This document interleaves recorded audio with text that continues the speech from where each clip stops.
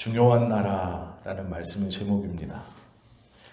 이원범이라는 이름이 있습니다. 아마 이름만 들으면 잘 모르시는 누구지 하실 수 있습니다. 조금 더 힌트를 드리자면 이 사람을 호칭하는 호칭이 하나 더 있습니다. 철종입니다. 그러면 조선의 25대 임금이라고 생각하시는 분들도 있을 것입니다. 철종 임금의 별명이 강화도령입니다. 여기에서 가까운 강화도에서 19살까지 살았기 때문에 강화도령이라고 불렀습니다. 헌종이 죽고 후사가 없이 죽자 19세인 강화도에서 농사를 짓고 나무를 패서 먹고 살던 이원범이라는 이 강화도령이라는 별명을 가지고 있는 철종 임금으로 즉위를 합니다. 19살에 왕이 되어서 대왕 대비가 수렴청정을 하고 안동김 씨가 세력을 잡아서 허수아비 왕처럼 왕위에 오르고 또 그 기간을 보냅니다. 문제는 19살에 왕이 되어 그가 일정 부분 왕의 수업을 받은 뒤 철종 14년, 즉 왕이 된 지 14년 만에 33살의 나이로 죽을 때까지 그가 조선을 위해서, 백성들을 위해서, 아니 자기 자신을 위해서 아무것도 한 것이 없고 향락과 사치에 빠져서 짧은 생을 마감했다라는 것입니다. 제가 왜 이 이야기를 하냐면 농사를 짓고 나무를 패던 강화도라는 곳에 섬에 갇혀서 거의 살아오던 한 남자가 하루아침에 신분이 왕이 되었습니다. 환경과 여건이 바뀌었죠. 그런데 이 남자는 과거에 있었던 모든 것들을 놓지 못하고 그 과거에 아무런 걱정 없이 들판으로 산으로 돌아다녔던 것을 기억하고 그것이 자유롭다라고 생각했습니다.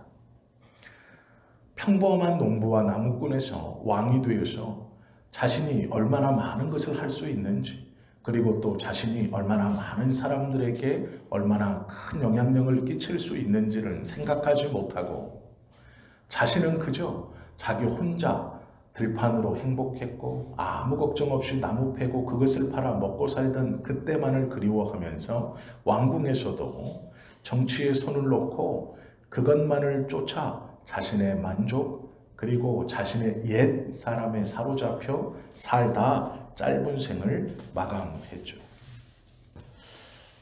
우리가 그래서 철종을 잘 기억하지 못하고 이원범이라는 이름도 잘 모릅니다. 그냥 별명처럼 강화도령이라는 것이 좀 더 친숙하게 다가오죠. 신앙인의 삶도 마찬가지입니다. 성도라고 부르면 참 친숙하죠.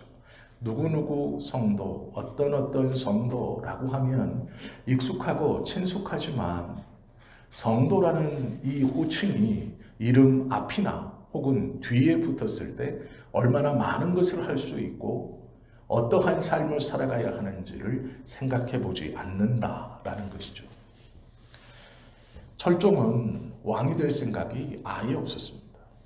우리도 마찬가지로 나면서부터 나는 그리스도인이 되어야 되겠다, 예수님을 믿는 사람이 되어야 되겠다 생각했던 사람은 아무도 없을 것입니다.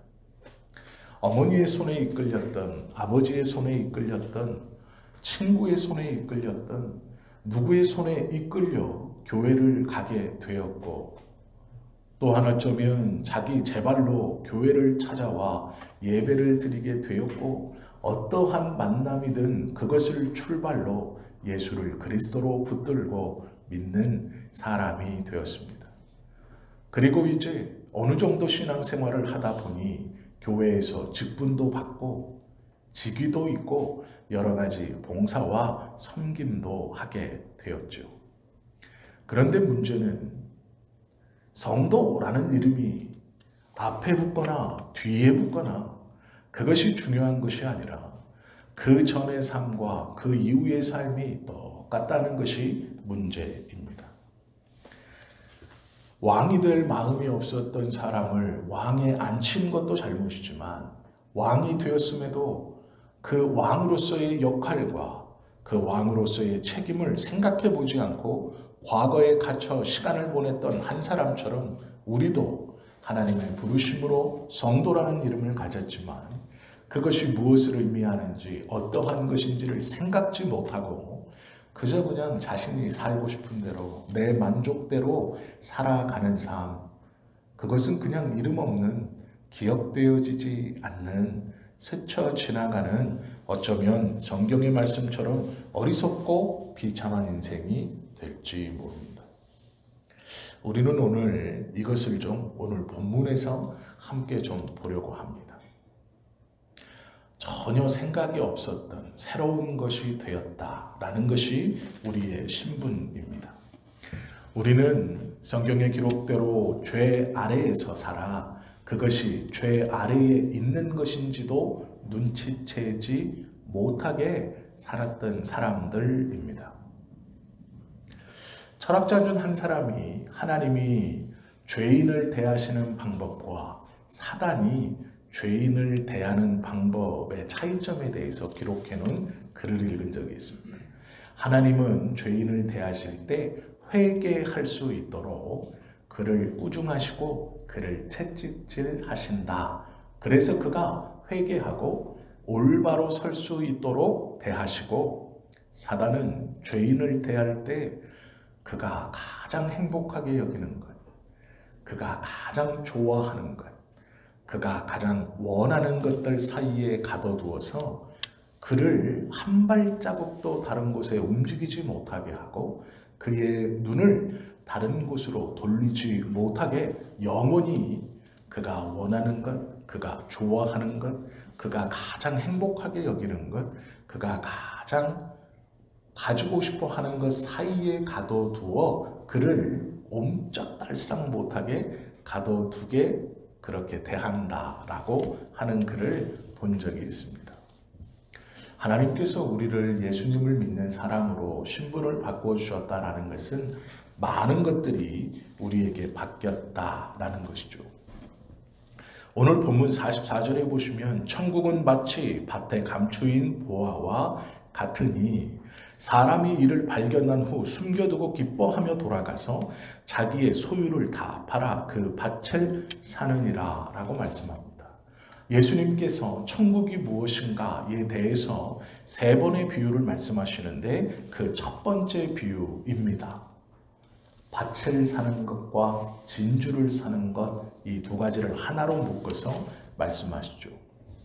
이 말씀을 듣고 있던 이스라엘 백성들의 그 시대의 전통을 보면 전쟁터에 나가거나 먼 나라로 갈 때 이 전쟁에 동원되거나 먼 나라로 가는 이 사람은 자신의 집에 아무도 오지 않고 황폐케 될 것을 염려하여 자신의 땅이나 자신만이 알고 있는 장소에 자신의 전 재산을 묻었습니다.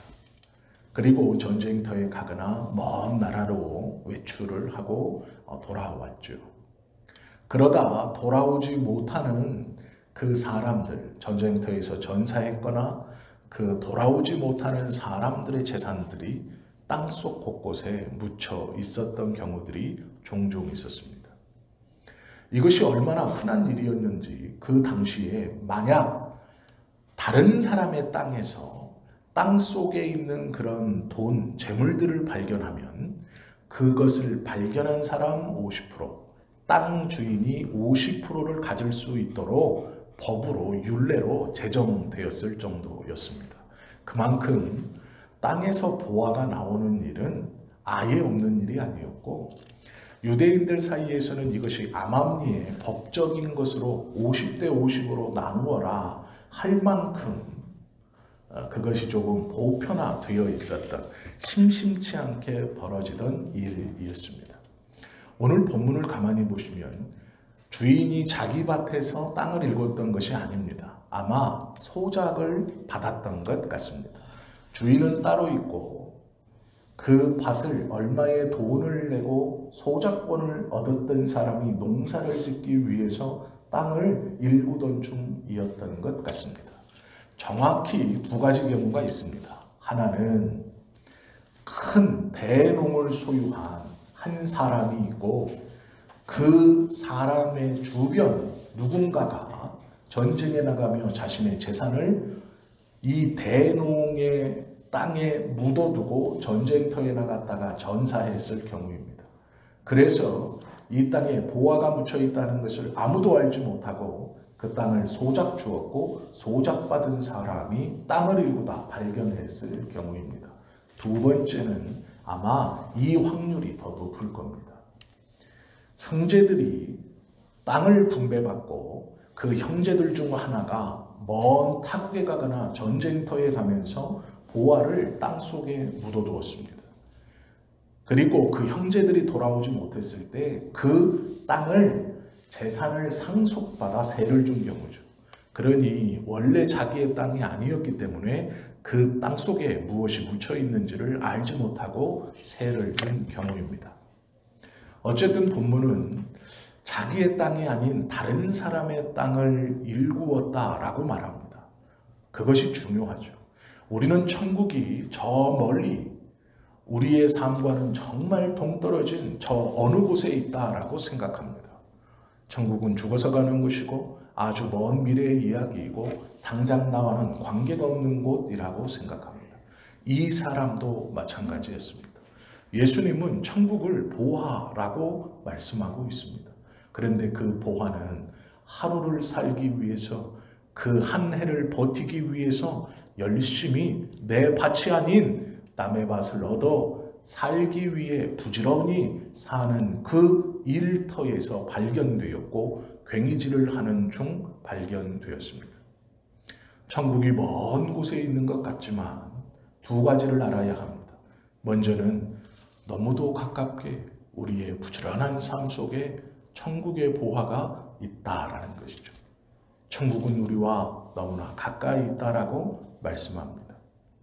또 하나는 그것을 발견한 이 사람이 다시 그 보화를 묻어두고 돌아가 자기가 가진 재산을 다 팔아서 그 밭을 샀다라고 말합니다.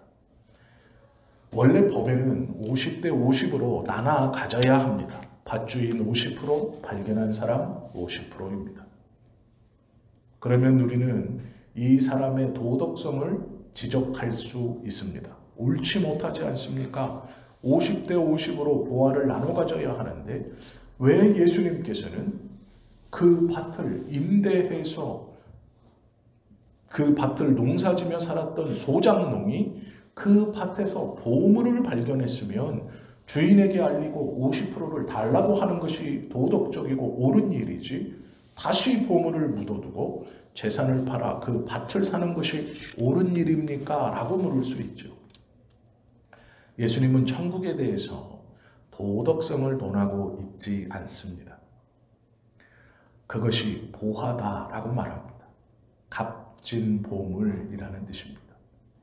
아주 값어치가 있다라고 말합니다. 이 이야기만 들으면 천국이 어떤 것인지 잘 모릅니다.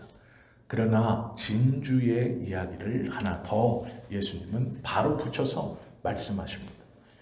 44절에 보시면 천국은 마치 라고 시작하시면서 설명해 주셨던 예수님께서 45절에 보시면 또 천국은 마치 앞에 것과 뒤에 것이 동일한 권위로 똑같이 이야기를 하고 있습니다. 앞에 것 50%, 뒤에 것 50% 똑같다. 이것은 다른 얘기가 아니고 똑같은 얘기다 라고 말씀하시는 것이죠. 여기서 말하는 천국은 똑같은 천국이다 라고 말씀합니다. 또 천국은 마치 좋은 진주를 구하는 장사와 같으니 천국을 찾는 것입니다. 천국을 구하고 찾고 있는 사람입니다.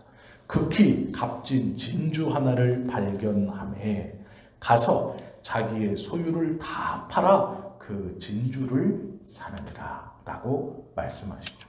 천국은 값진 진주와 같은데 이 값진 진주를 구하기 위해 돌아다니던 장사꾼이 마침내 그 값진 진주를 발견함에 자신의 소유를 다 팔아 그 진주를 산다. 천국은 이것과 같다라고 말씀하십니다.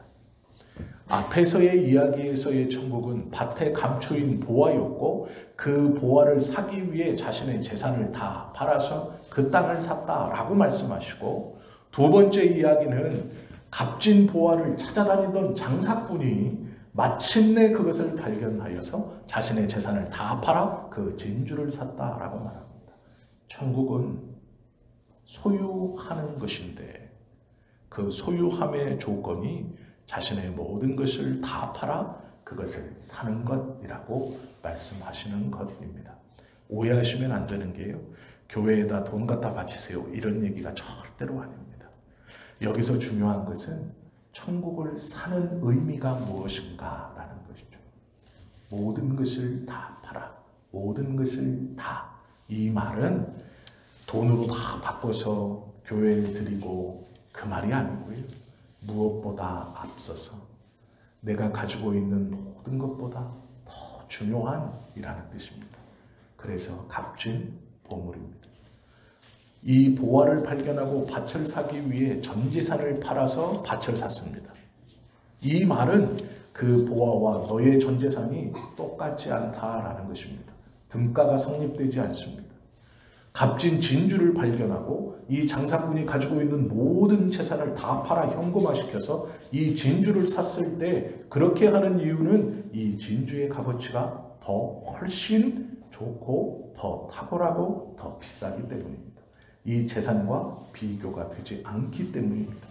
예수님께서 보화, 값진 진주라고 말씀하시는 것은 너희의 모든, 내가 가지고 있는 모든 것과 이것은 등가 똑같지 않고 이것이 월등히 비교할 수 없을 만큼 탁월하여 네가 가진 모든 것을 팔아서 그것을 소유한다, 소유하는 것이다 라고 천국을 설명해 주고 있다라는 것이죠. 예수님의 이 설명을 들은 유대인들은 그 천국을 갖는 법, 이 천국이 얼마나 소중한가에 대해서는 동의합니다. 한 사람이 떠올라야 됩니다. 그 사람의 이름은 니고데모입니다. 어느 날 저녁 예수님께 찾아와서 묻습니다. 예수님, 어떻게 하면 영생을 얻을 수 있습니까? 그러자 예수님이 대답합니다. 내게 있는 모든 것을 다 팔아 가난한 사람에게 나누어 주고 너는 나를 따르라. 이 말을 오늘 예수님께서 말씀하신 이 천국 밭에 감추인 보화와 값진 진주를 사는 장사꾼의 이야기와 대치시켜 보십시오. 이해가 됩니다. 왜 그렇게 말씀하시는가? 예수님이 니고데모에게 원했던 것은 재산을 정말로 다 팔아 거지가 되고 예수님 말 쫓는 것이 아니었습니다. 성경을 보면 그 사람은 심히 부자인 거로 근심하며 돌아갔다라고 말합니다. 그는 영생을 찾기를 갈구했습니다. 어떻게 하면 내가 영생을 얻겠습니까? 라고 말하며 값진 진주를 찾는 사람과 같았습니다. 그리고 예수님은 말씀합니다. 나를 따르라. 예수님이 진주이고 예수님이 영생이고 예수님만이 그가 찾는 영생이기에 그에게 사라라고 말하는 것이죠. 무엇으로 사라고 말합니까? 내가 가진 모든 것을 팔아 나를 사라 라고 말하는 것입니다. 그것은 네가 가진 모든 것보다 나를 중요하게 여겨라 라고 말씀하시는 겁니다. 너의와 네가 가진 모든 것과 이것을 비교하지 말아라 라고 말씀하시는 것이죠. 우리가 하나님의 나라를 소유한다는 것은 우리가 가지고 있는 어떠한 것보다 그 하나님의 나라를 귀하게 여길 때 소유할 수 있다라는 것입니다. 세상의 명예보다 하나님의 나라가 뒤처져 있고 내 욕심이나 내 생각이나 내 어떠함보다 하나님의 나라가 뒤에 있다면 그것은 천국을 소유한 자가 아닙니다. 언제나 가장 값진 것을 가장 중요하게 여기듯. 한 가지 예를 들어드리면 제가 은평구에 있을 때 우리 성도님들이 아시겠지만 교회하고 제 사택하고 한 10분 정도밖에 안 떨어져 있었습니다. 그런데 그 사택이 재개발되는 빌라였습니다. 그래서 종종 이 재개발되는 빌라였기 때문에 종종 복덕방에서나 전화가 옵니다. 부동산에서. 목사님, 이 집을 구입하려고 하는데요. 지금 이렇게 보러 가도 되겠습니까? 이렇게 연락이 한 번씩 와요. 그러면 이제 제가 교회에 있으면 네 하고 제가 가서 문을 열어드리기도 하는데, 멀리가 있으면 어차피 그 열쇠가 있기 때문에 얘 그냥 열고 들어가셔서 보시면 됩니다. 이렇게 제가 몇 번 말을 했습니다. 결국 지금은 그곳이 헐리고 아파트가 들어서 있죠. 저희가 그것을 월세를 내고 살고 있었기 때문에 교회 것이 아니었습니다. 그런데 그때마다 제가 신경 쓰는 게 있었습니다. 그게 뭐였냐면, 어떤 분이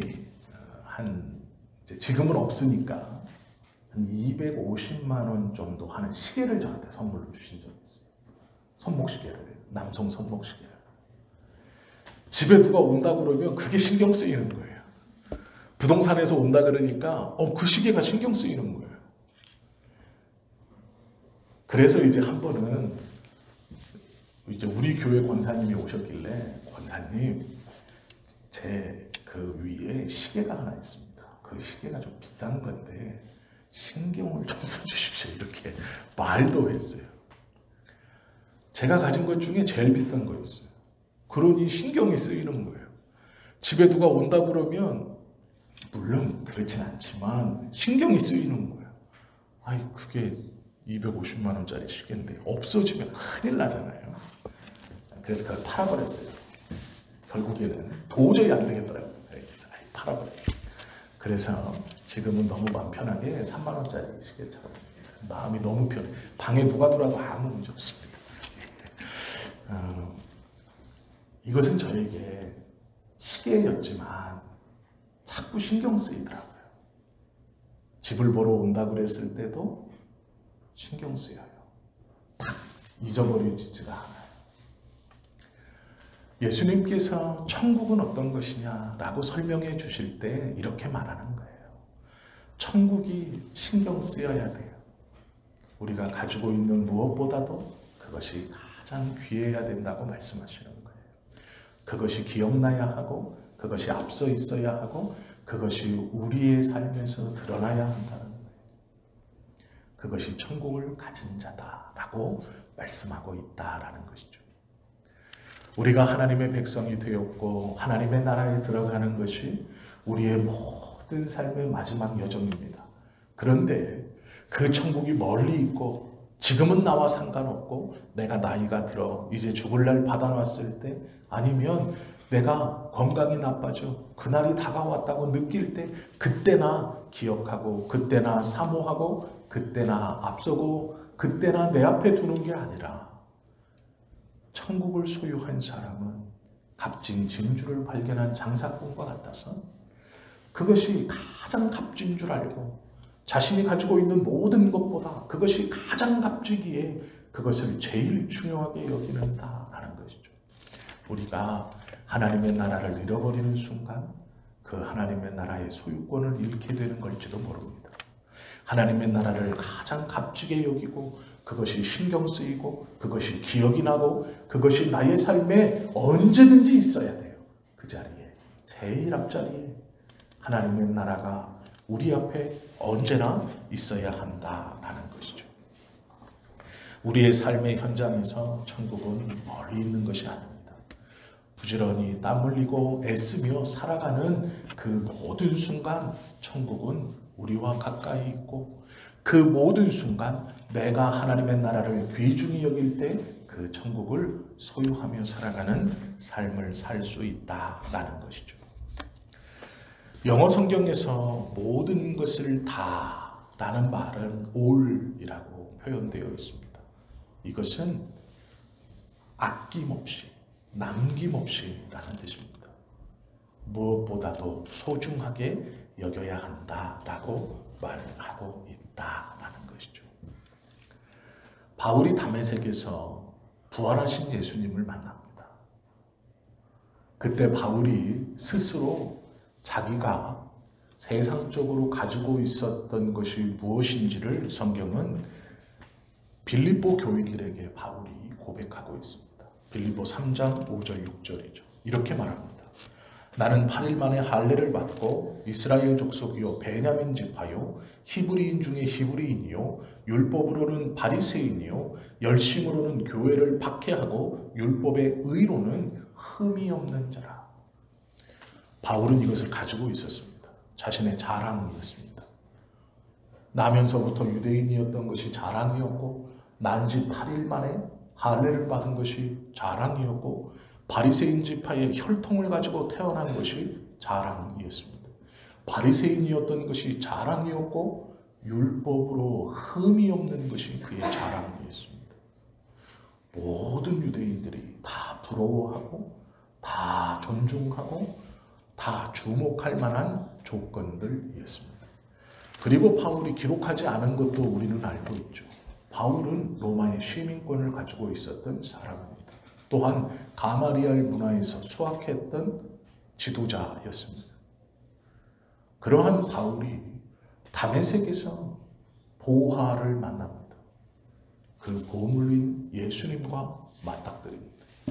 니고데모는 제사님 하는 거로 슬피 울며 돌아갔지만 바울은 그 예수님을 만나자 그가 이 모든 것들을 포기하고 빌립보서 3장 7절에서 9절 말씀처럼 그러나 무엇이든지 내게 유익하던 것을 내가 그리스도를 위하여 다 해로 여길 뿐더러 또한 모든 것을 해로 여김은 내 주 그리스도를 아는 지식이 가장 고상하기 때문이라.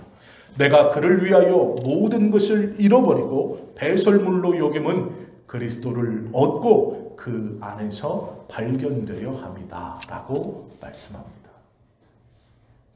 바울은 다메섹에서 이 보화를 만났고 그 보화를 붙들고 그 보화와 함께 있고 그 보화가 귀중하다는 것을 보이기 위해 모든 것을 배설물로 여기고 해로 여겼다라고 말씀합니다. 이것이 보화를 보화되게 간직한 믿음의 사람의 고백이어야 합니다. 우리가 하나님의 나라에 대해서 죽은 다음에 가는 나라, 천국은 저렇게 먼 이야기 아니에요. 그렇지 않다고 예수님은 말씀합니다. 우리의 삶에 그 땀 흘리는 현장에 함께 있고 발견되어지는 것, 그리고 그것을 무엇보다도 귀중히 여길 때 그것을 소유할 수 있는 것이라고 말씀하신다라는 것이죠. 하나님의 나라는 부분적인 내려놓음과 부분적인 순종, 부분적인 결단으로는 소유할 수 없다라고 말씀합니다. 모든 것을 배설물로 여겼다라는 바울의 고백처럼 전적으로 그 하나님의 나라를 앞세우고 귀한 것으로 여길 때 그 하나님의 나라를 소유할 수 있다라는 것이죠. 우리들의 실력과 능력과 재능도 이 하나님의 나라보다 앞설 수 없습니다. 우리들의 어떠한 것도 이 하나님의 나라보다 앞서는 순간 우리는 그 귀한 보화인 하나님의 나라를 잃어버리게 될 것입니다. 이 말은 곧 예수님보다 앞서는 그 어떠한 것이 우리의 삶에서 하나라도 발견되어지고 그것이 소중하고 귀하다라는 것을 앞세울 때 하나님의 나라, 복음, 또한 예수 그리스도의 구원의 은혜를 잃어버리게 된다라는 것이죠. 이것은 한 번 소유했다고 영원히 소유되어지는 것이 아닙니다. 가장 귀하게 여기고 가장 앞에 두고 언제나 신경 쓸 때 그것을 소유했다라고 인정받을 수 있다라는 것이죠. 하나님과 다 주고 다 받는 관계가 그래서 성경이 원하는 믿는 자의 삶의 태도입니다. 그리고 우리가 오늘 살아가야 하는 우리의 자리이고 하나님의 나라의 자리입니다. 어느 날 예수를 믿게 되었고 하나님의 나라를 받았습니다. 그리고 우리는 그 나라를 소유하고 살아갑니다. 그렇다면 이 하나님의 나라를 가장 귀히 여기십시오. 우리에게 있는 이 하나님의 나라를 우리가 귀하게 여길 때 하나님은 그 나라의 소유권을 우리에게 주실 것입니다. 예수님께서 많은 제자들에게 3번이나 하나님의 나라에 대해서 거듭거듭 설명하심은 그 나라를 소중히 여기는 자, 그가 그 나라를 소유할 수 있다 라고 말씀하시는 것입니다. 이 말씀을 우리는 다 받았으니 또 깨달았으니 이 말씀처럼 천국을 소중히 여기고 항상 이 천국과 또한 하나님의 나라를 소유하는 삶을 살아가는 우리 모두가 되실 수 있기를 예수님의 이름으로 축원합니다. 기도드립니다.